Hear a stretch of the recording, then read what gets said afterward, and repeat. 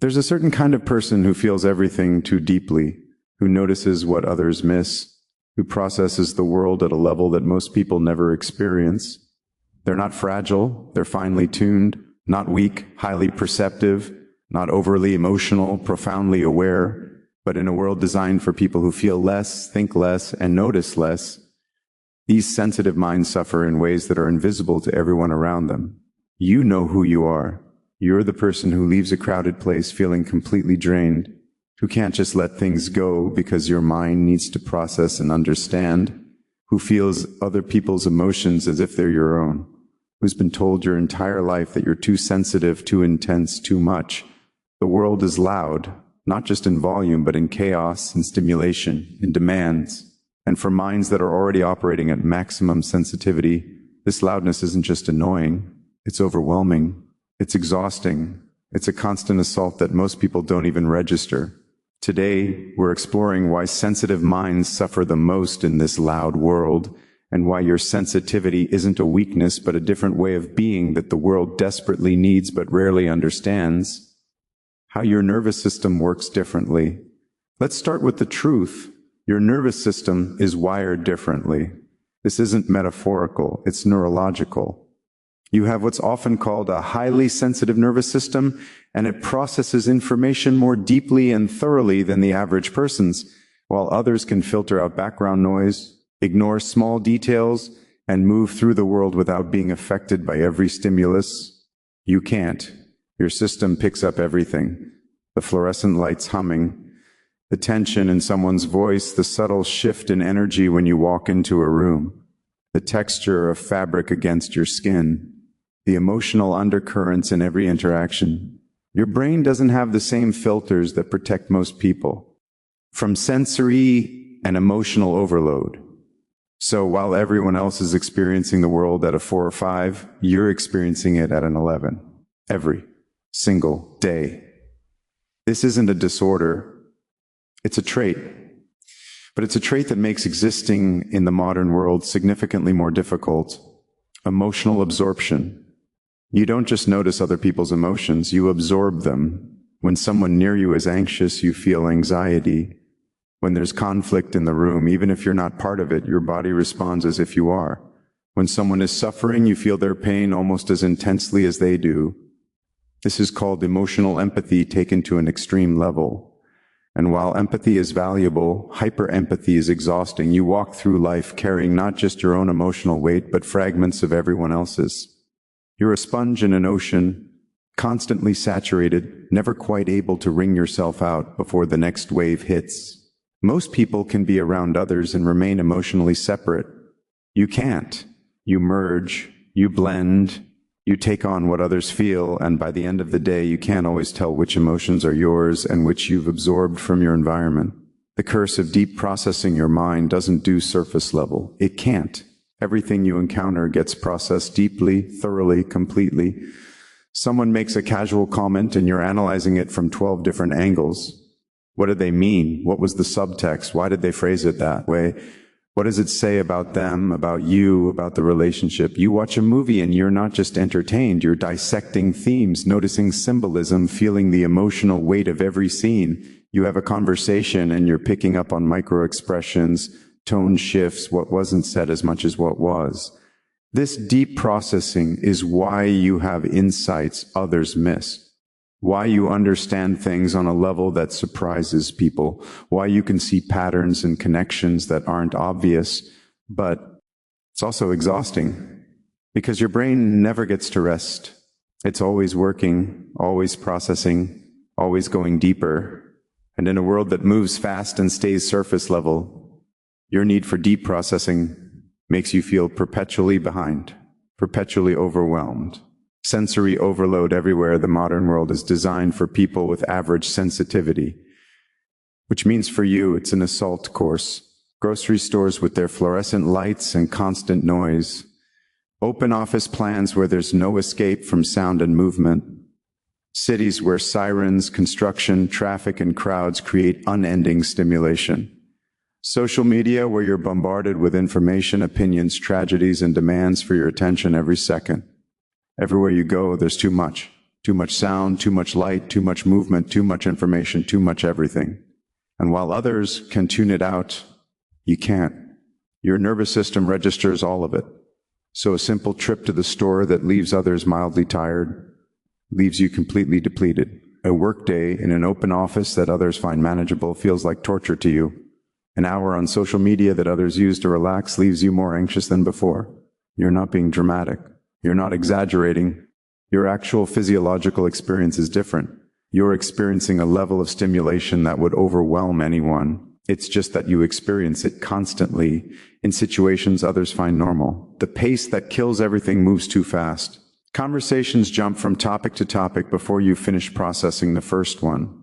Work demands immediate responses to things that deserve careful thought. Social expectations require you to keep up with a pace of interaction that gives you no time to recharge.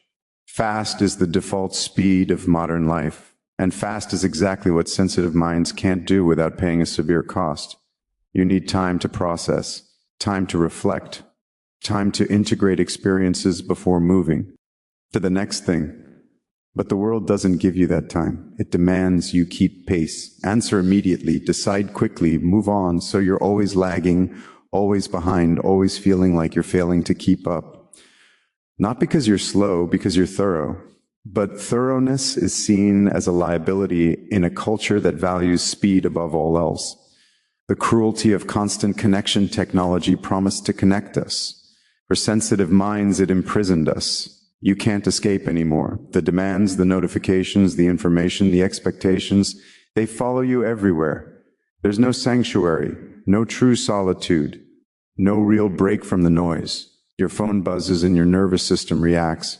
Every notification is a small spike of adrenaline. Every message is a demand for your attention. Every social media scroll exposes you to a cascade of information and emotion that you process deeply because that's what your brain does. Where previous generations of sensitive people could retreat to quiet spaces and actually recover, you can't.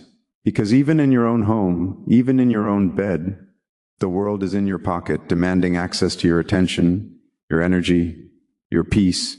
And because everyone else seems fine with this level of connectivity, you feel like something's wrong with you for needing to disconnect. So you force yourself to stay connected, and the exhaustion deepens. Carrying the weight of the world, when you're sensitive, you don't just read the news, you feel it. The tragedy on the other side of the world isn't just information, it's grief that sits in your chest. The suffering of strangers isn't abstract, it's real pain that you absorb. You care too much. You feel too much. You can't look away from suffering the way others can. You can't compartmentalize. You can't not think about it, so you're walking around carrying the emotional weight of the world's pain, and it's crushing because you're one person with one nervous system trying to hold space for collective suffering that's too vast for any individual to bear. People tell you not to care so much, to focus on your own life, to stop being so affected by things you can't control, as if you have a choice, as if you can just flip a switch and stop feeling what you feel. But you can't. And so you suffer, not just from your own struggles, but from humanity's struggles. And the weight of it is unbearable. The loneliness of being misunderstood. Almost everyone in your life has told you some version of the same thing. You're too sensitive. You take things too personally. You need thicker skin. You're overreacting. It's not that serious. And every time someone says this, two things happen. First, you doubt yourself. Maybe they're right. Maybe something is wrong with you. Maybe you should be able to just get over things. Second, you feel profoundly alone because what they're really saying is, I don't experience what you experience, and because I don't experience, it must not be real. You must be making it up or making it worse. They don't understand that you're not choosing to be affected, that you're not exaggerating, that your actual lived experience is different from theirs, that your nervous system genuinely processes things differently. So you stop sharing how you feel. You hide your sensitivity because every time you reveal it, you're told it's a problem. And the loneliness of hiding who you are, of never being truly understood, becomes another weight you carry. The exhaustion that never ends. You're tired, not just today, always, perpetually, bone deep, soul level exhausted, because existing as a sensitive person in this loud world requires constant effort, constant regulation, constant recovery from constant overstimulation. You need more sleep than others, more quiet time, more space, more recovery periods. But you feel guilty for these needs because they seem excessive compared to what others require. So you push through. You force yourself to keep pace. You ignore your body's signals that you need rest. And the exhaustion compounds until you're not just tired. You're depleted at a level that sleep can't fix. And people don't see this exhaustion. They see you functioning barely and assume you're fine. They don't see the monumental effort it takes for you to do what others do easily. They don't see that you're running a marathon while everyone else is taking a leisurely walk. Depth has superpower. Your sensitivity isn't just a burden, it's also a gift. Though the world rarely treats it as one, you see what others miss. You understand nuances that escape most people. You make connections between ideas that seem unrelated. You create art, music, writing, or insights that touch people deeply because you feel deeply. Your depth allows you to offer perspectives that others can't, to provide empathy that's genuine and profound, to create beauty that moves people because it comes from a place of real feeling. Every great artist, writer, thinker, healer, and creator has been a sensitive mind, because sensitivity allows you to access and express aspects of human experience that others can't reach. The problem is that society values productivity over depth, speed over thoroughness, thick skin over genuine feeling. So your greatest gift is constantly framed as your greatest weakness, intuition that sees truth. Your sensitivity gives you intuition that borders on psychic. You know things without knowing how you know them. You sense what's not being said. You feel when something's wrong even when everything looks right. This intuition has probably saved you countless times, kept you out of bad situations, warned you away from dangerous people, guided you toward right decisions. But it also means you can't lie to yourself the way others can. You can't ignore red flags. You can't stay in situations that are subtly wrong because your system screams at you to leave. This intuition is valuable, but it's also isolating when you see things others don't see and can't convince them because you can't explain how you know what you know. Capacity for real connection because you feel deeply, you connect deeply. When you love with an intensity that most people never experience. When you commit to something, you commit fully. When you care completely. This capacity for depth creates relationships that are profoundly meaningful, friendships that go soul deep, love that transforms, connections that last lifetimes. The flip side is that shallow connections feel like torture. Small talk drains you. Surface-level friendships feel empty. You'd rather be alone than in company that doesn't nourish you. But when you find people who can match your depth, who can meet you in that place of genuine feeling and authentic presence, those connections are worth every moment of loneliness it took to find them. Creating boundaries as sacred practice, you need boundaries more than most people, not because you're difficult, but because your system requires protection. You need to say no to social invitations when you're depleted. You need to limit exposure to news and social media. You need to choose your environment carefully. Living spaces, work environments, even the roads you take through the city.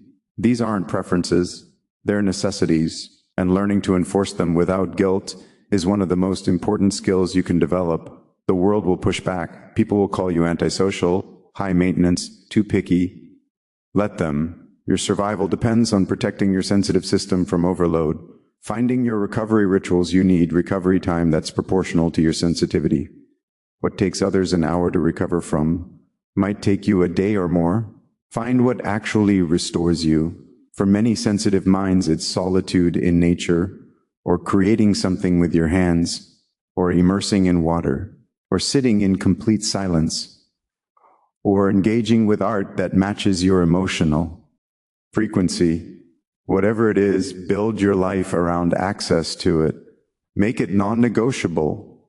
Treat it as essential maintenance, not optional luxury, and stop comparing your needs to others' needs. Someone with average sensitivity can recharge in ways that won't work for you. That doesn't make you weak. It makes you different. Curating your input. You can't control the world, but you can control what you expose yourself to. Curate your media consumption ruthlessly. Unfollow accounts that drain you. Stop reading news that traumatizes you without informing you. Choose entertainment that nourishes rather than depletes. Curate your relationships. You're not obligated to maintain connections that exhaust you. Quality over quantity isn't just a cliche, it's a survival strategy. Curate your environment. Lighting matters, sound matters, clutter matters. Create spaces that support your nervous system rather than stress it. This isn't being controlling or uptight. This is acknowledging that your system has different needs and meeting those needs consciously. Finding your people. You're not the only one. There are others like you, other sensitive minds navigating this loud world, also feeling too much, also struggling to find their place. When you find these people, hold on to them. They're your true tribe, the ones who don't think you're too much, who understand without explanation, who can meet you in the depth you crave. These connections are rare but life-changing, because finally, you don't have to translate yourself, you don't have to perform normalcy, you can just be who you are in all your sensitive intensity and be accepted for it. Not broken, just different. The world has convinced you that your sensitivity is a problem, a flaw, something to fix or overcome. But what if it's not? What if you're not broken? You're just different.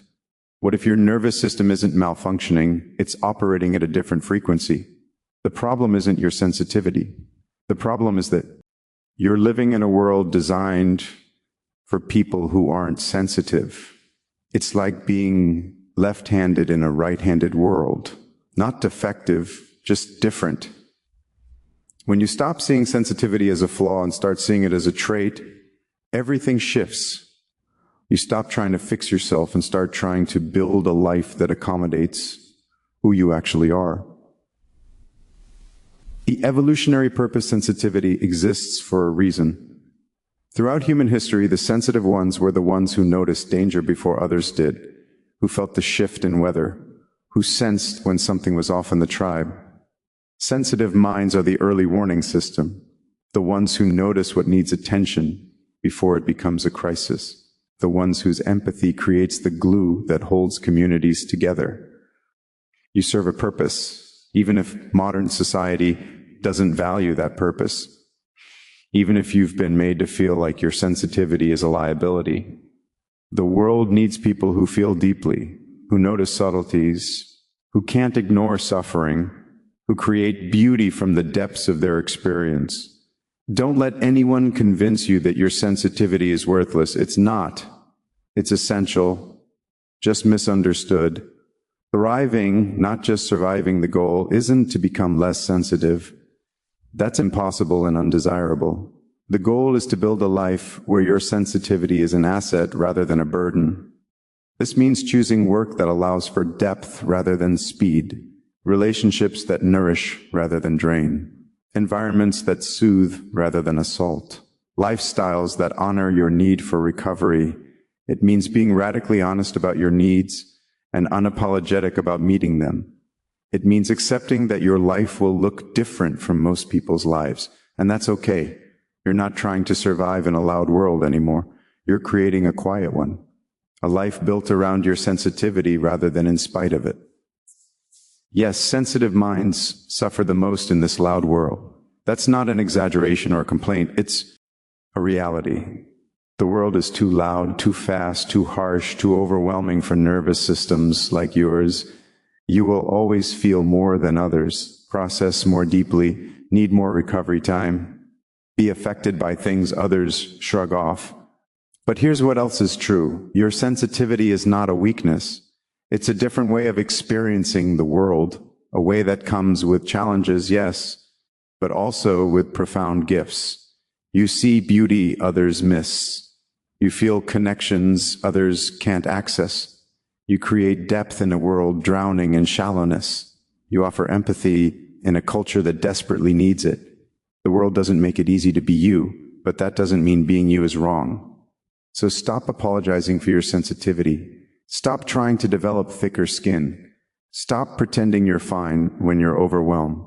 Stop forcing yourself to keep pace with people who don't feel what you feel. Instead, honor your sensitivity. Protect it, build your life around it, find people who celebrate it, create work that requires it. Because the world is loud, yes, but it needs your sensitivity to hear what the noise is drowning out. It needs your depth to balance its superficiality. It needs your tenderness to soften its harshness. You suffer in this loud world, but your suffering isn't meaningless. It's the price of being attuned to frequencies most people never hear. And that attunement, as painful as it is also sacred. So be sensitive, unapologetically, authentically, completely. Not despite the loud world, but as your answer to it. Thank you for watching Motivation Thrones. If you're a sensitive mind surviving in a loud world, you're not alone, and you're not too much. Share this with someone who needs to hear that their sensitivity is a gift, not a flaw. And remember, the world is loud, but your quiet depth is what gives it meaning.